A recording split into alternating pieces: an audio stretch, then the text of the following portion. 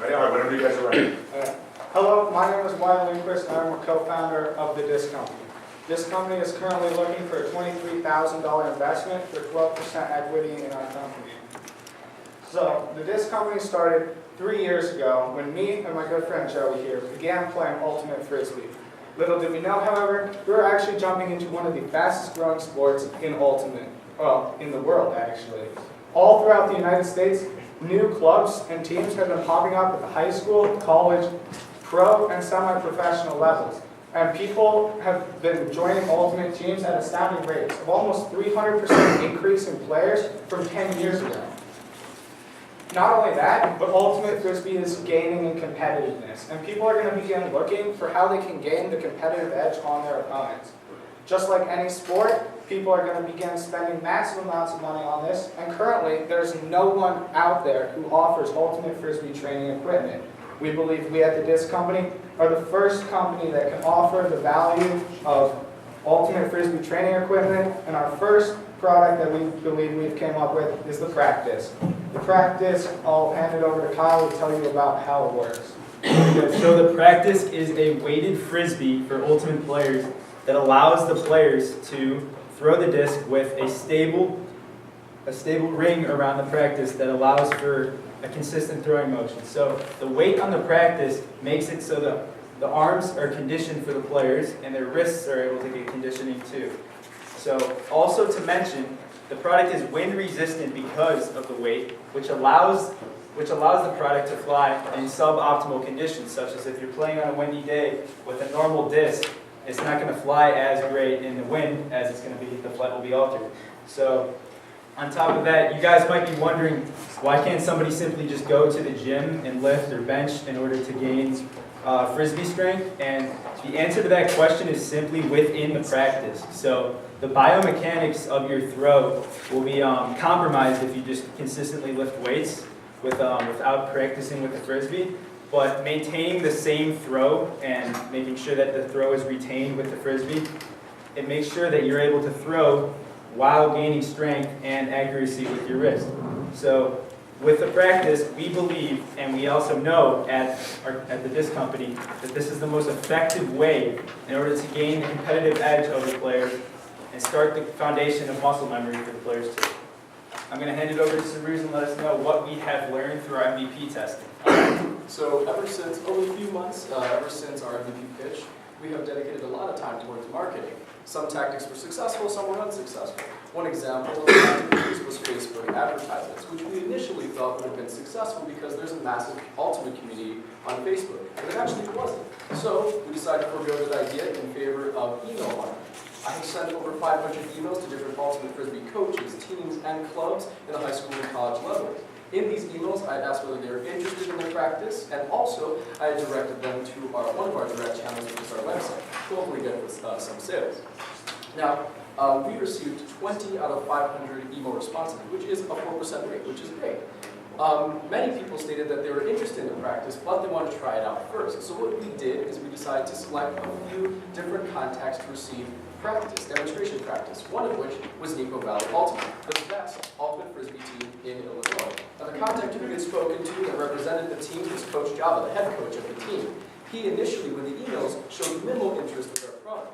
But when we showed it to him and his team at an event, they showed a lot more interest. In fact, over these few weeks that they've been playing with our Practice, one member gave us this testimony right here. And in essence, the person said that he thinks the weight is perfect and it's balanced. Also, we've given some practice to the Barrington High School Ultimate team, and one member gave us this testimony right here. He stated that he thinks his arm is getting stronger, which is great. We are validating our UVPs. And with that said, we have learned that we need to do some more direct and physical marketing, and we need to go to different Ultimate Frisbee locations and events. So with that said, I'm going to hand it over to Joey to talk about our future plans for that. Okay, so for year one, we're planning on marketing only at events and going to teams that are more important or professional level. We have our gray dots represent the more important events and teams. One is in Ohio. That event in Ohio is the World Ultimate Club Championship. At that event, there will be over 3,500 athletes and about 10,000 people attending.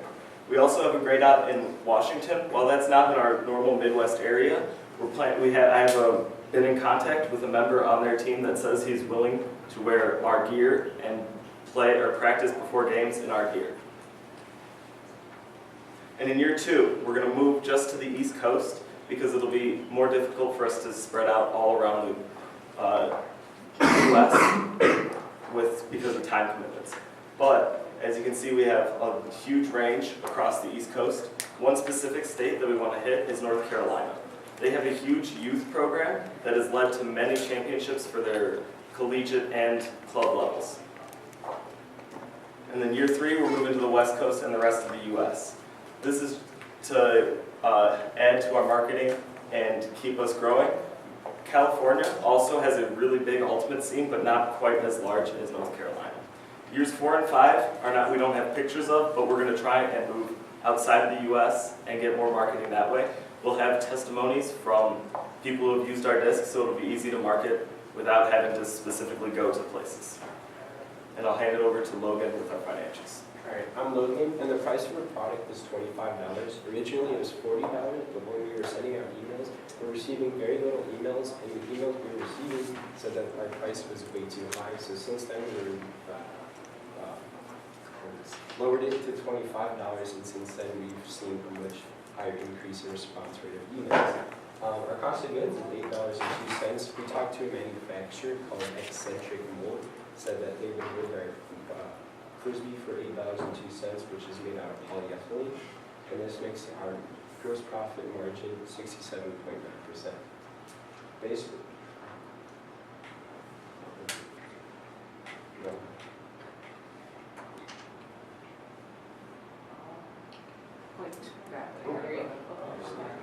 Slow down.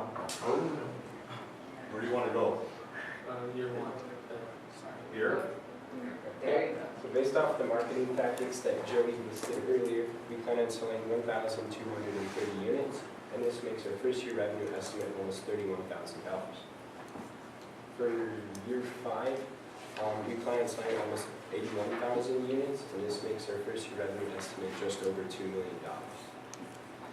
Our first year net profit is almost $14,000, and we plan on growing 150% each year. Because like Wyatt said, Ultimate is growing upwards of 300% annually, and this makes our market share for all units sold in year 1 5.18%. For fifth year net profit, we have a net profit estimate of almost $708,000, and again, 150% growth rate is what we're shooting for, and then our market share for all units sold in year 5 is 1.54%. Alright, so back to the important stuff. The investment of $23,000 for 12% share in the company. We're going to use your $23,000 for $3,000 of it to do the marketing plans Joey talked about during year 1. We also need $2,100 for legals to claim our design patent, as well as a few copyrights and stuff that we need. We also require $3,500 in tooling in order for us to begin manufacturing with Eccentric molding, as well as we would like to hold a startup inventory of 1,280 discs, and that's because we believe that since we are going to be going to the places to sell the discs, we believe we need to have a high number of discs available to be sold on a moment's notice in order for us to quickly sell, rather than having to go to the manufacturer every time we need a disc. As well as we're asking for a $4,400 liquidity cushion in case we need any more marketing or find any events that we wish to go to. So we offer a money multiple of 9.7 times, as well as an IRR of 66%. The IRR of 66% is due to the fact that we are going to be leaving in year 5 for a 1 times multiple to hopefully a competitor or a strategic buyer such as Whammo or the disc store. And all these numbers are based off of a pre-money valuation of $223,000, a post-money valuation of $246,000. And with that, if you guys have any questions, please email us at practice@gmail.com or check out our website, the-disccompany.com. We're hoping that you guys are excited to jump into the rising Ultimate Frisbee craze and hopefully practice with practice. Thank you. How much does a practice cost relative to like this Frisbee right here?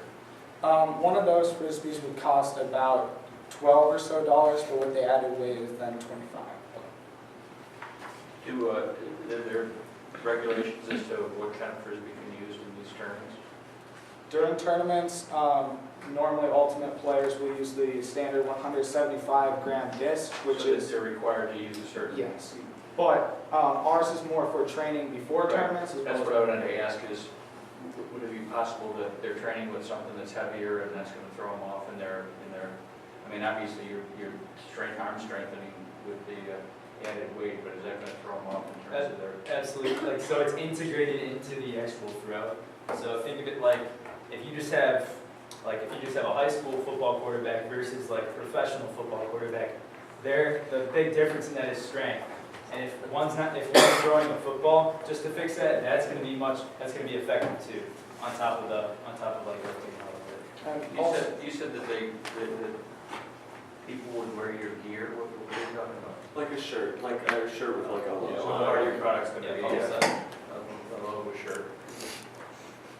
Not the product, just the advertising product, right? Yeah. Like a Are there different types of frisbees that you'll be making for your inventory? It seemed like your inventory was about half of your cost, and are there like cost benefits to having 500 or 1,000 or less made that If we justify order- your 1,200 units? yeah, if we order above 1,000, that we receive a little bit of a discount. So do you guys, did you just put the weight in yourself? For the MVP, yes, we did, but they will be manufactured with the weight. And is that the tooling cost? Yes. Well, no, the tooling is in order to have our, the mold that we're then going to use in order to manufacture our discs.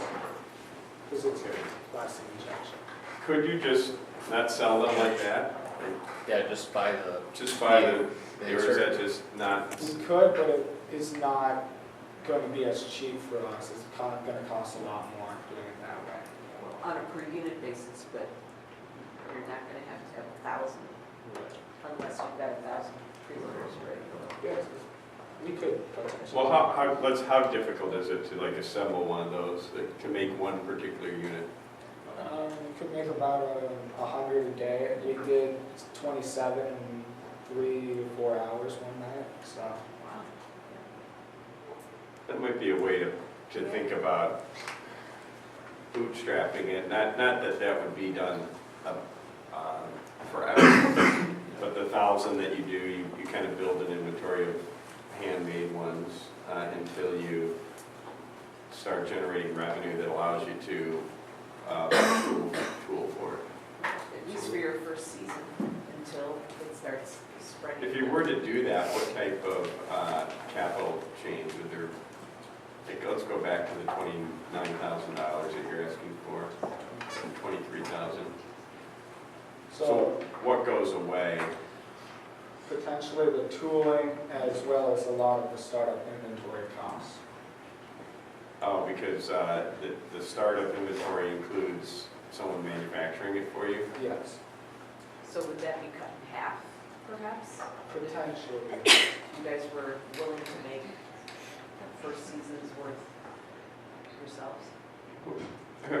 Some of you guys play Ultimate Frisbee? Yes. So is the idea behind it that you're trying to pick up distance with strength or speed or both? It's distance and throwing speed, because in the wind, it's hard to throw with, and you want to whip it harder so that like it spins more. Okay. And so even if you're not even after using our disc, it'll give you more speed because you have more muscle. Do you guys measure your personal statistics on this, and can you, like, in essence, be your own testimony? Like, before using practice, I threw at 80 miles an hour, now I throw at 100 miles an hour. I used to throw, I picked up 15% more distance, or something that you guys could at least be the testimonial behind, as a So before and did- after. I did test the product myself, and we did not mention this, but I gained 30% increase in distance over the 4 weeks that I practiced every day with Joey.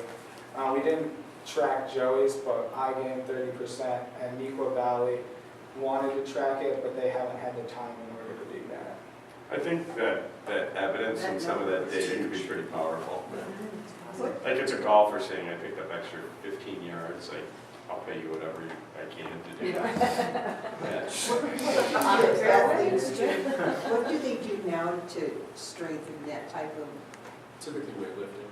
so it's weightlifting, but as you said, it Weightlifting, doesn't yeah, have the but same. this essentially targets the wrist. So it more. truly is a new category. Yeah. This really is a new category.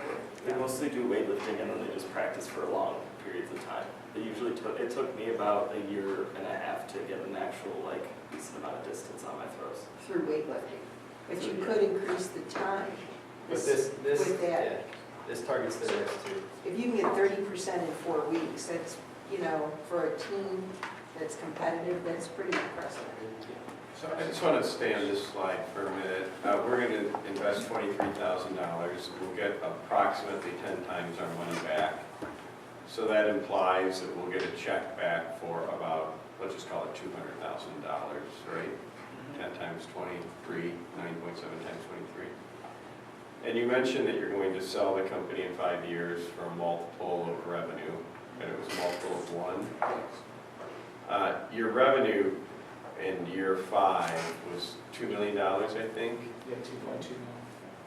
Okay, and so that's 12% of 2 million is about 200,000. Okay.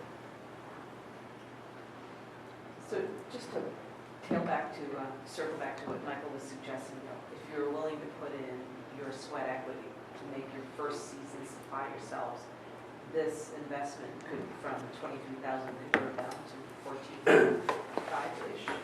It would still cost just as much to make, or if not more, to make the full season worth of sales, or the full first year worth of sales.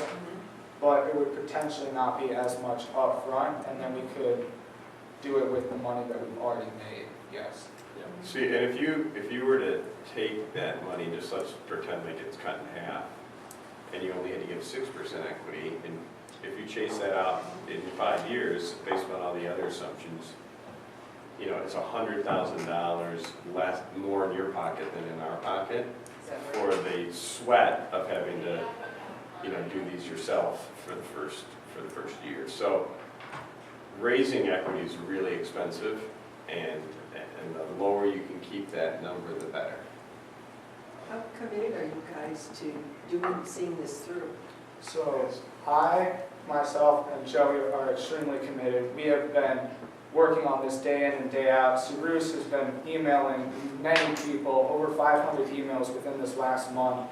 Kyle has been working on marketing, making Facebook ads every day, and Logan's been grinding out our 5-year model. So all of us are very committed to this. Logan does not have time next year to take the class, however, but the 4 of us will be continuing, and we'll continue to work very hard into the next years, and hopefully see the disc company through. Your presentation was really good.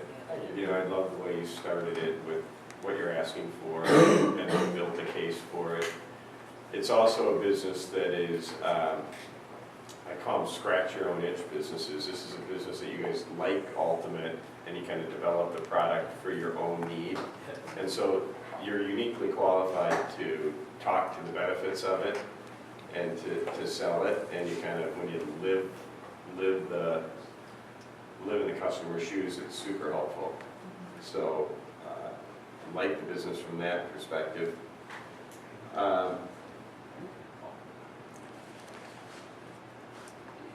This next question is going to sound super tactical, but I want to just get a test to see how close we are to this. Sorry.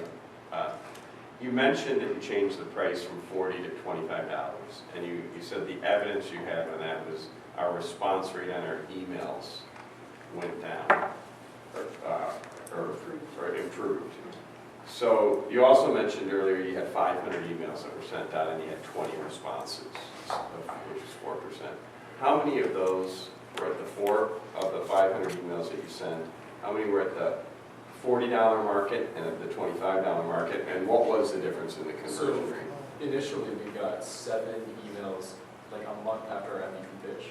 And after I told them our price, they really turned on. They didn't respond to me anymore. These 20 emails were actually the new ones that I introduced with the new price for $25.